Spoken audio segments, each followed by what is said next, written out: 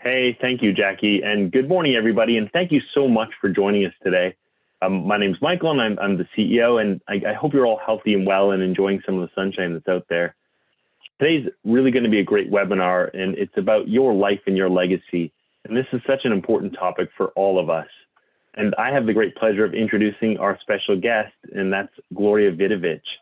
So Gloria Vidovich is the Plan Giving and Donor Relations Officer at the Bruce Trail Conservancy, and I'm lucky enough to be able to work with her every day, at least via Zoom right now. Gloria joined the BTC in October of 2019, bringing close to 20 years of fundraising experience in the charitable sector and 2 notable hikes under her belt in the Himalayas and in the Portuguese Camino. In her role, Gloria manages the On the Trail Recognition Program and is leading our efforts to build awareness of the impact of legacy gifts to our mission. Gloria really enjoys connecting with our members over the shared passion of the environment, celebrating their experiences with the trail, and facilitating decisions to include future gifts to the BTC. So welcome, Gloria, and we're really looking forward to today. It's over to you. Thank you so much, Michael, and thank you, Jackie.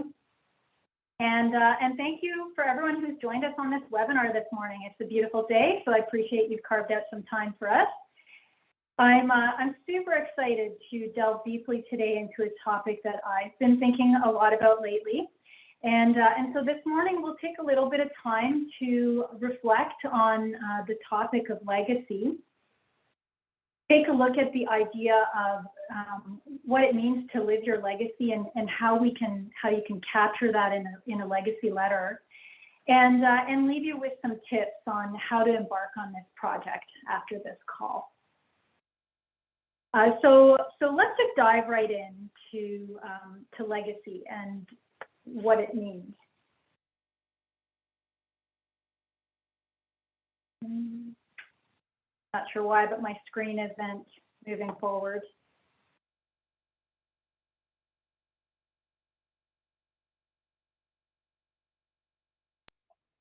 Can you click the down arrow, Gloria?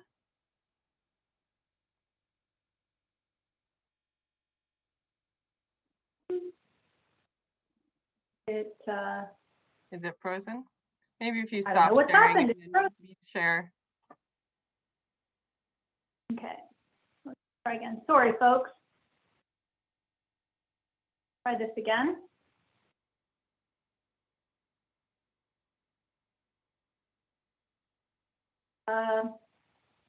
It's frozen. Hey, Gloria, it's Michael. I'm going to just recommend that you actually click on the screen, like the actual PowerPoint, and then hit the next button and try that. Okay.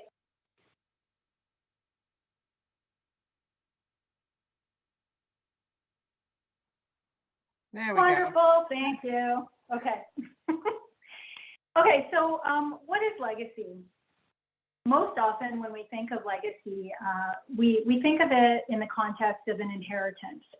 Something that involves the transfer of assets, it's gifts of money, or possessions. And in the charitable world, legacy is a far-reaching term that's used to pertain to philanthropic gifts in estates.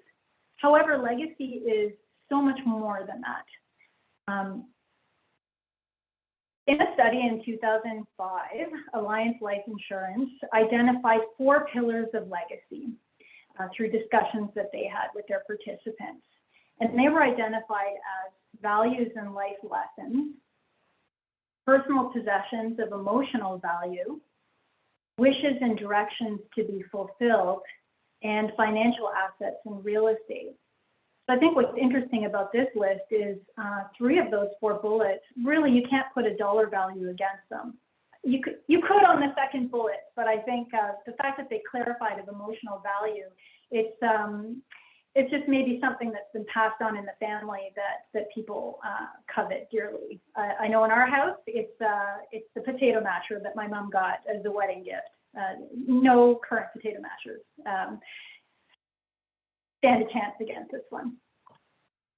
So in 2012, in a follow-up study, they polled segment of boomers and elders. And in that, they were asked to weight the importance of family stories and personal possessions and expectations of inheritance in terms of importance when thinking of their own legacy. And both segments widely agreed that family stories are the most valuable and important aspect of their legacy, ahead of personal possessions. And you can see quite far ahead of just expectations of inheritance for a financial well-being.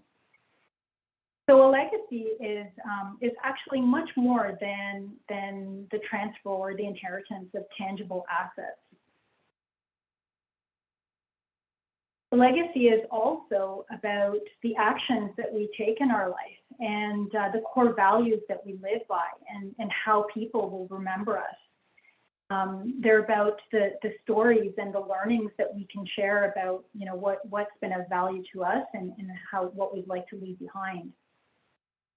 Living one's legacy encompasses character and actions, as well as communications and how we've influenced people through the way we communicate with them. Legacy is also influence. It's influence that endures. And in working on a project like a legacy letter, it really gets one thinking about the life that we're living now and what will endure for decades to come with our family or our friends or in history. And what do we really want our legacy to be? So when we think of people with enduring legacies, we tend to immediately think of those larger than life individuals. And maybe there's a tendency when we look at, when we think about these people, to think, well, what possible impact could I make in this world, in this company? One of the questions that I was asked when doing a similar exercise, which really helped me to break it down a little, was simply to think of somebody in my own life who has had an enduring impact. And so I wanted to introduce you to Kay. Kay is someone I met a number of years ago when I worked at a hospital. She was a volunteer there, and she started volunteering there after her husband had received care at the hospital. And Kay is not anyone that will ever appear in a Google search, but she made a profound impact on my life. She became for me like the grandmother that I never had, because I never had a chance to meet my grandparents, my parents being immigrants. So just allow me to share a little bit about Kay. So Kay came out of the greatest generation. She was born during the Great Depression, and she shared some great stories with us about what it was like growing up during that time. She said Christmases looked very different because nobody had money, but you know, they were still pretty happy. And she said one of the best gifts that she ever received was a pair of ice skates, and it was doubly appreciated because they were. It meant that year that her brothers didn't receive a gift because they were so expensive, and her family couldn't afford it at that time to get everyone something. And so, you know, she said as a family they used to rotate Christmases. She married her high school sweetheart when he came home from World War II, and they married in her parents' living room. It was a simple ceremony with both sets of parents, and they just had tea and cake after. Following their marriage, they bought a bungalow in East Toronto, and it's where they lived for the next 50 years and where they raised their family. Kay went back to school, and she got her designation as a chartered accountant and worked outside of the home at a time when it wasn't common for women to do that. She had a really strong sense of civic duty. As a volunteer, she came in almost every day during the week, and she volunteered for many different departments. There wasn't anything that Kay couldn't do, and we still have a story that we like to share and reminisce on. So you can kind of get a sense in this photo. Kay was all of maybe 5'2", and we had an office that was in the main hallway of the hospital, so it was the main thoroughfare. And someone came into the office and said, I just passed Kay in the office. She's hauling a giant file cabinet on sliders down the hallway. She was helping a department move. I asked her if she wanted any help, and she said, I'm fine, I've got this. So she had an amazing work ethic, and and was really just,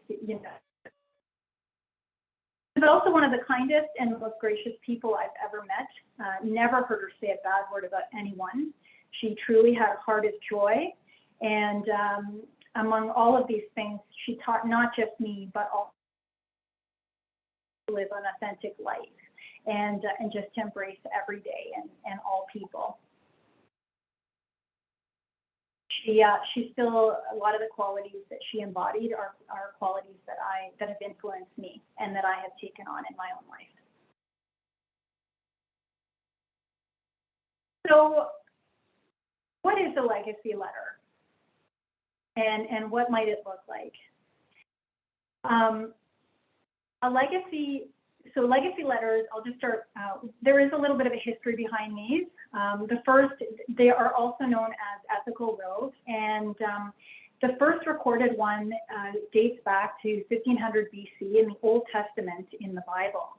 And it was delivered, it was an oral transmission, it was delivered by Jacob. He gathered his 12 sons around him, and he shared his beliefs, his life lessons, and his aspirations for all of his sons as his final parting message in this world.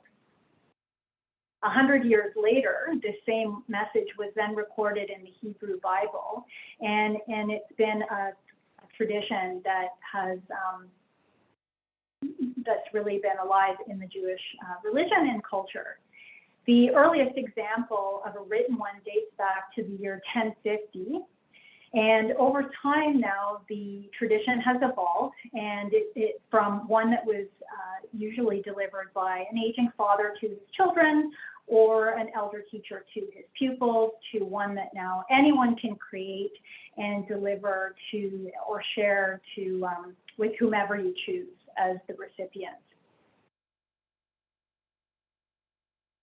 So a legacy letter is really an expression of your core values and belief system, any key life lessons, as well as your hopes for the future.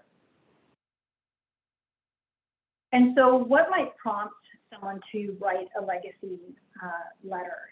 So I wanted to share a snippet out of the last lecture here. So Randy Posh is one of the more, his last lecture is one of the more well-known legacy letters in a sense. And in his case, he was invited by Carnegie Mellon University to speak to students on some of his key learnings and lessons in life. And a month before he was scheduled to deliver that address, he learned that his cancer was terminal. And so he really took that opportunity, not just to share some of what he had learned through his own profession with his peers and colleagues, but he also offered some messages and learnings for his own children, so they would have something to take away from this. So outside of one of the most common reasons to write a legacy letter and share a story and wisdom is really to leave our mark. And so there are a few other reasons or benefits that have been cited that come about through this process of writing a letter. So perhaps you're on this call today because the current circumstances have really created the environment for some of us for contemplation and self-reflection. I know I've certainly had a lot of time to think about what's important to me. And in my particular case, I'm on the eve of a milestone birthday, and I'm about to become an aunt for the first time in the summer. So I've been asking myself, who am I, and what have I achieved so far in this life?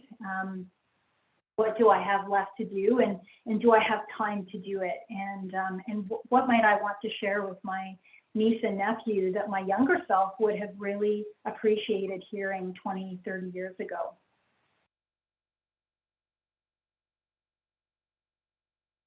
It's also a desire to share what has served us well in this life with our loved ones. What core beliefs and values have we lived by? And so what aspects of our lives have made a difference in the way our lives have unfolded? I imagine most of you on here share a common value of and love for the environment, and perhaps solitary hikes or regularly connecting on the trail with friends have really fed your spirit in ways that have shaped who you are. And it's an experience that you feel is worth sharing and with others and preserving for future generations. These, they can be qualities that you've learned along the way, and also what's been passed on to you by perhaps your parents or your grandparents, but it could be also friends and or coworkers, just anything that you have a desire to then share on with others. Legacy letters for some have been used as a tool for reconciliation. It's an opportunity to make amends. To ask for or grant forgiveness, and it might even be the impetus for reaching out and sorting out differences in this lifetime. Just the realization that, you know, why wait? If we can do it now, then let's do it.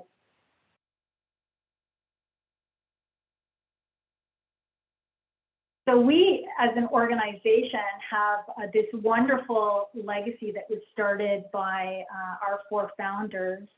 And their first dream back in the 60s. And so there's some great stories that, you know, that they've shared over the years. And certainly we've been really honored to have Philip share the story with us at various events and through the written word about our history and how big of a dream this really was back in the 60s, and what it meant to forge, to really be trailblazers, so to speak, in this arena, and they started a bit of a movement, and the legacy today is that we have a protected escarpment, and that we are proactively working our mission to acquire the Bruce Trail 100% and to keep it forever in the hands of the public and for our future generations. And so you may have your own personal stories that you'd like to share, or stories that have been passed down in your family that you'd like to capture permanently for your family members or friends.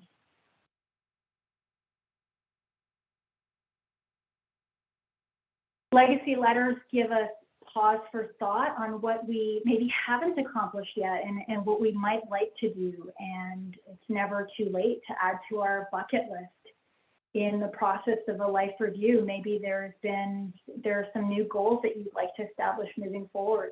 Maybe as a member, it's been on your bucket list to complete an end-to-end, and this might be the year that you decide to take it on.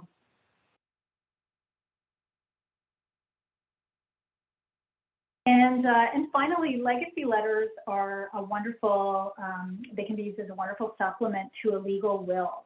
And so it's important to note that a legacy letter is not a legal document.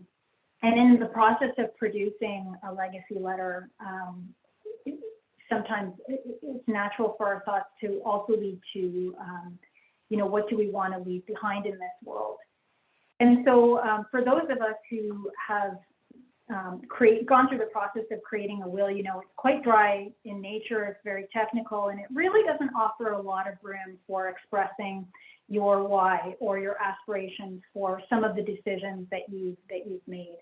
And in the case of charities, just giving thought to, are there charities out there that really nurture the values that you hold so dearly, that you'd like to support and ensure that others access, what you've experienced through your involvement with them. Certainly for the Bruce Trail, gifts and wills are incredibly powerful gifts for our organization, and we recognize the incredible honor it is to be named in someone's will. So how does one get started on this process? That's the question, right? So there are 3 key steps to getting started. So the first one is really developing content, and we'll go through some key questions that you can ask yourself to start this process of just contemplation and pulling together some of your thoughts and your memories. This presentation is shared on our website after, so if you don't have pen and paper with you, that's okay. It will be available to you after. And then taking a look at what are some of the supporting elements that you can pull into your letter that will really reflect your personality and bring to life your spirit and who you are and your essence. And then finally, how will you tackle the layout? So we're focusing in large part on the legacy letter. It's one of the more traditional ways to do this. It's one of, maybe for some, the easiest way to tackle it because many of us have written a letter at some point. But we will also cover just some additional ideas on how you can approach this project in a different way.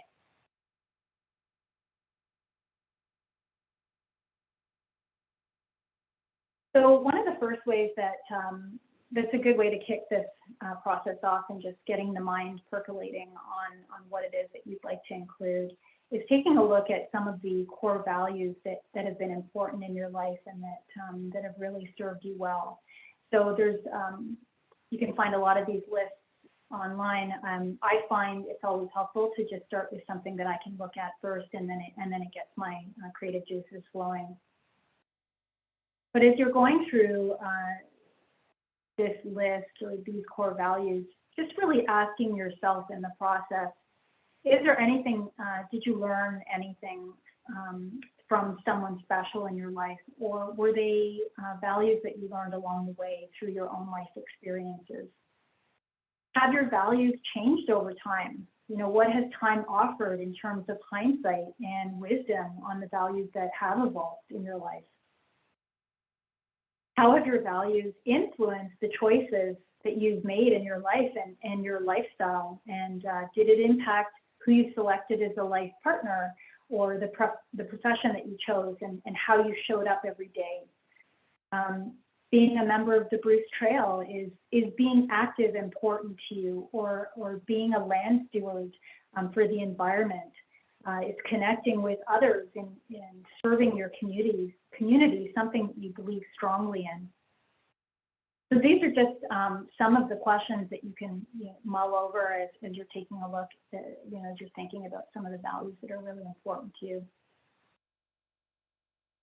Just giving some consideration to what have been some of your major life accomplishments, and why have these accomplishments been important to you? And what is it about them, the ones that you've decided to share, that you value over others? And have there been valuable lessons that you've learned along the way through this?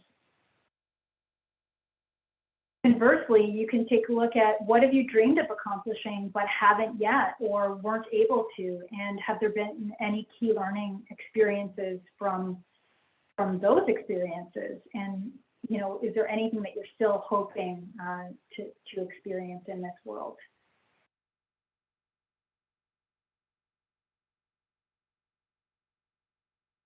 Are there any highlights that you have of the wisdom that you've gained in your lifetime, or has there been any wisdom that was shared with you that have really been important in your life that you'd like to share? Who have been the key influencers in your life? Kay, for me, has certainly been one of them. Maybe you've had your own influencers, and maybe you yourself have been a mentor, or you've been mentored. And was there anything that you've learned through this experience that is important to you? I really like this one. If you had an opportunity to go back in time, what ancestors would you like to meet, and what kind of questions would you ask them? And of these questions, which of them do you feel that your descendants would really want to know about you? I have a grandfather who immigrated Croatia in the early 20s and moved to Argentina.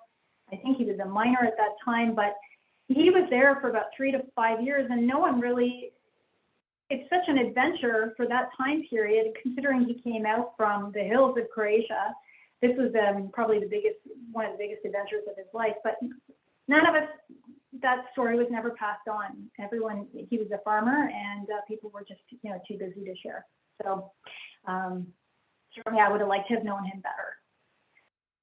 And final points, which I haven't included in here, but taking a look at, who would you like to receive your letter, and do you have more than one audience? So outside of your family or friends, is there anybody else that you'd like to write for? And you might not have anyone specific. It might just be something that you write to the public at large, essentially. Are there any charities or organizations that you'd like to share your why with and your experiences with?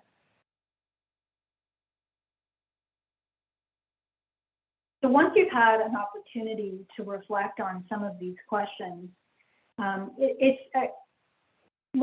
taking a look at what are some of the supporting elements that you can pull into your letter that I mentioned that'll really reflect your personality.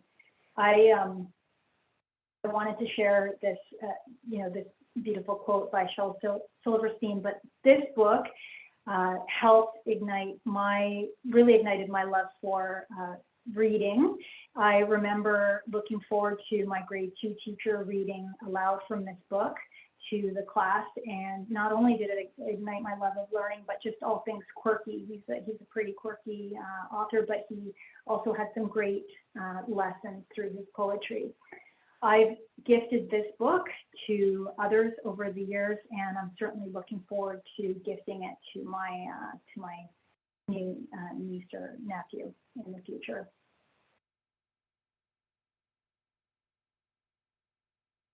Are you a music lover or a musician? Have there been certain songs or lyrics over the years that have really stuck with you, and can you build stories around these songs and tie it back into a larger meaning that it had in your life? Perhaps you're a cook or a baker, and there's a special recipe that's been passed down in your family by a favorite aunt or a favorite uncle that's made it to every holiday table. Maybe there's some great memories around that you can include in your piece.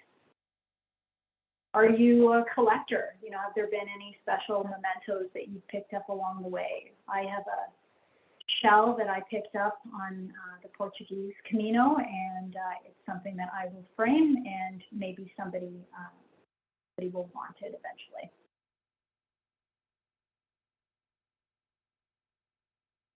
So then we come to this point where we're ready to write the letter, and this really can be an organic process. So there's certainly you can follow a template, and there are templates available online. I've provided some resources in the final slide in this presentation that can help you just sort of research this further after this call. But I thought I would take a little bit of time just to provide one template that can be followed that gives you just sort of to go through this process of writing the letter. And so it's a series of open-ended statements that you can fill in with what pertains to your life. So I'm writing this letter because you are special in my life, because the biggest highlights in my life have been, so you can drop in any sort of key lights here. Truths I have learned about, and so just maybe taking a look at some of pivotal moments in your life, maybe truths that you've learned about parenting, if you're an entrepreneur starting a new business.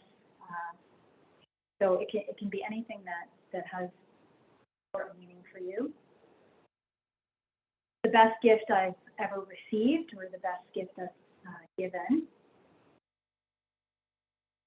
My hope for you or for the world, and then a closing message.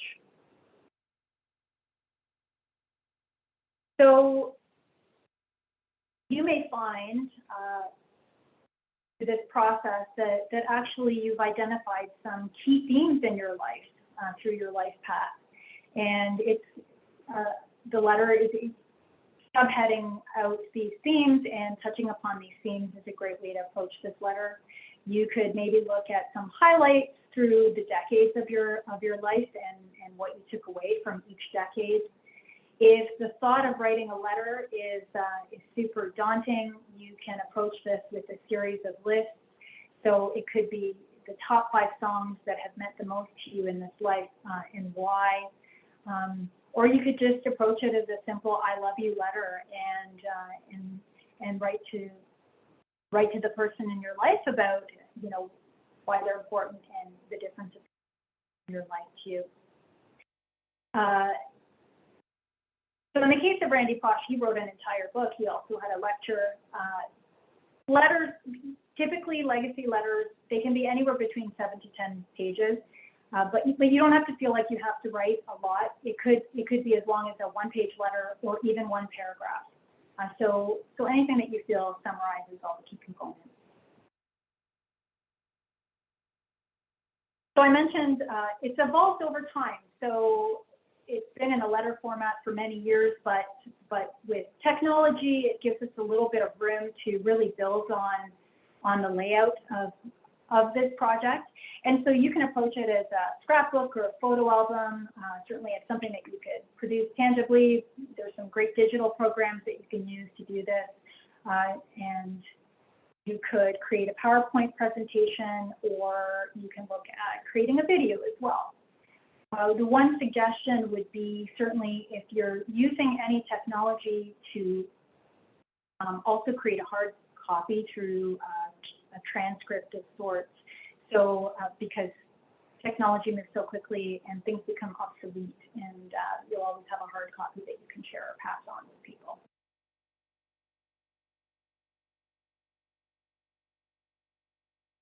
So when's the best time to create a legacy letter? Really, the time is yours to choose. So legacy letters are often created around milestone events like a birth or a wedding. It can be around key anniversaries or or birthdays.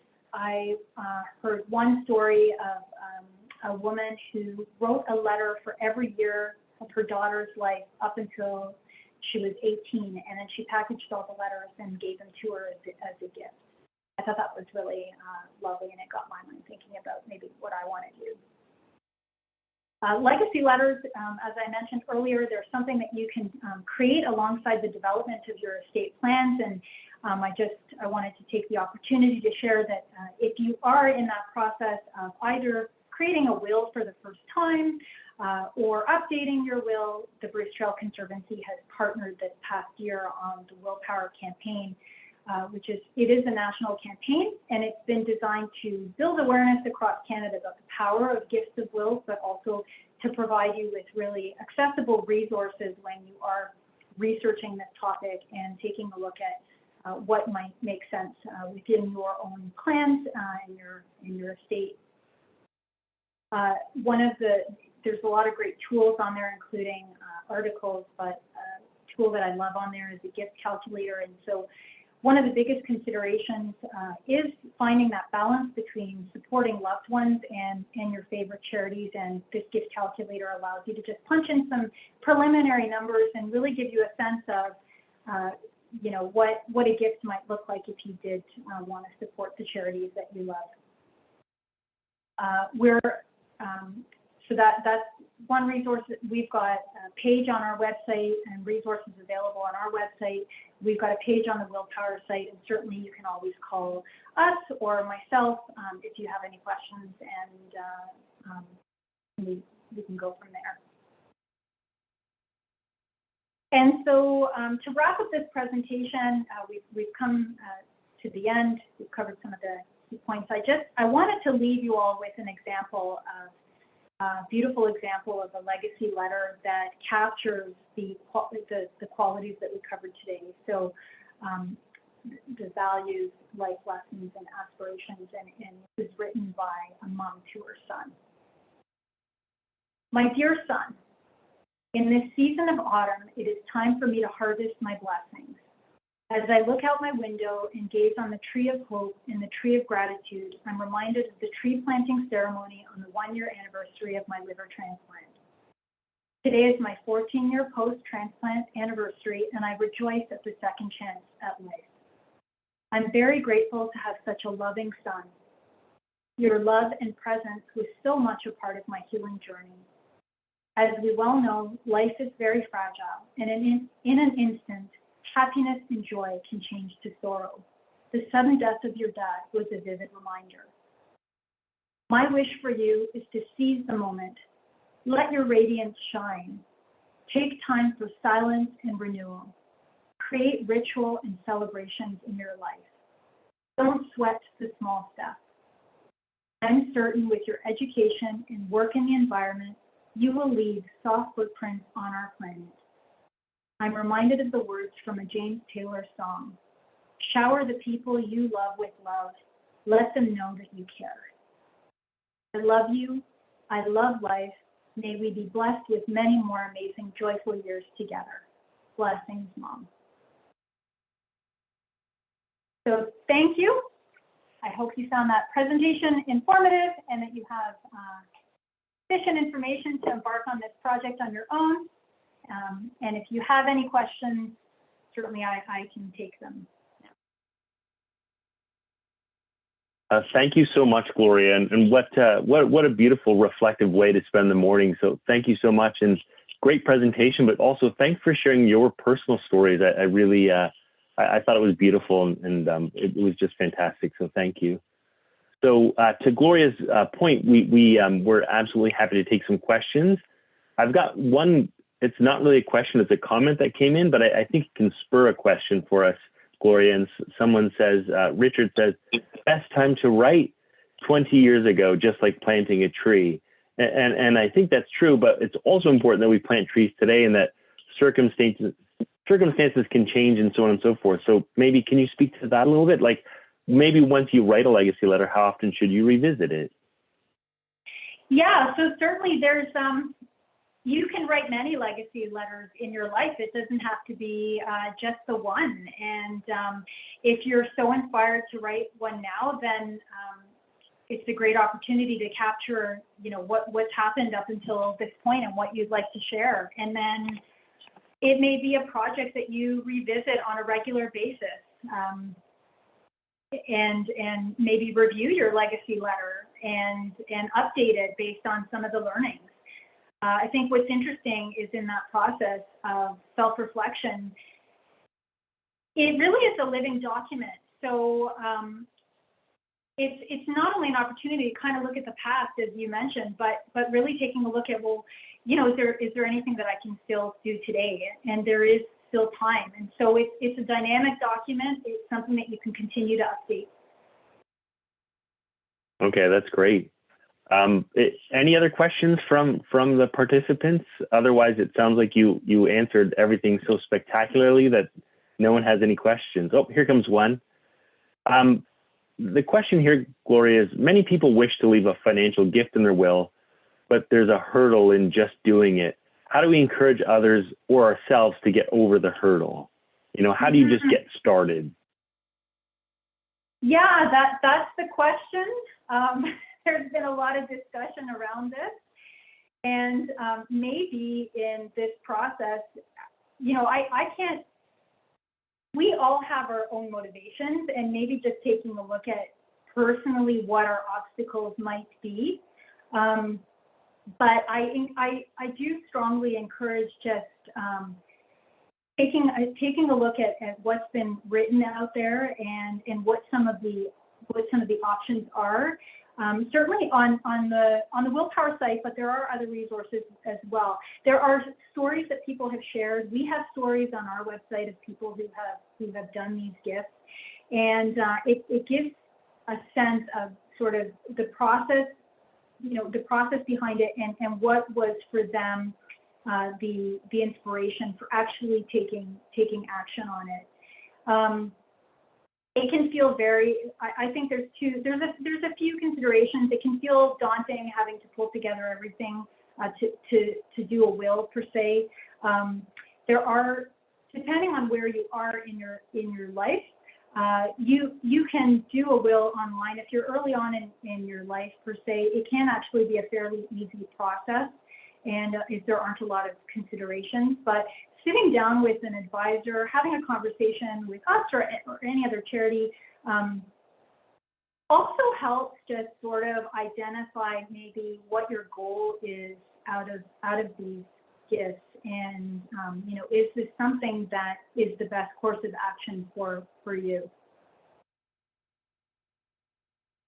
Okay, thank you. That answer. Well, yeah. I think I've got another question that's come in, and this is from David, and it says, Gloria, you mentioned a slide, I think it was slide 3, the suggested templates to look at. Are those on the Willpower site, or how can we look at those? So in this, there are resources that I've included in this presentation, and I've popped in a link that will take you to legacy letter samples. But you can punch in legacy letters, you can punch in ethical wills, and you'll find some great examples of templates. There isn't anything on the Willpower site, interestingly, and it's something that I'm going to touch base with them on, because in my own research, this is something that has been done, but I don't think it's done widely, and yet it's such a great tool and way to really supplement that whole process of estate planning. Okay, great. Thank you so much. So that's it for questions. But again, thanks again, Gloria, for a great presentation. And thanks to all of you for being with us here today and talking about this important topic. And I know I'm leaving this feeling inspired and reflective, and I hope you are too. So thank you, Gloria, and have a great day, everybody. Thank you, everyone. Thank you, Michael.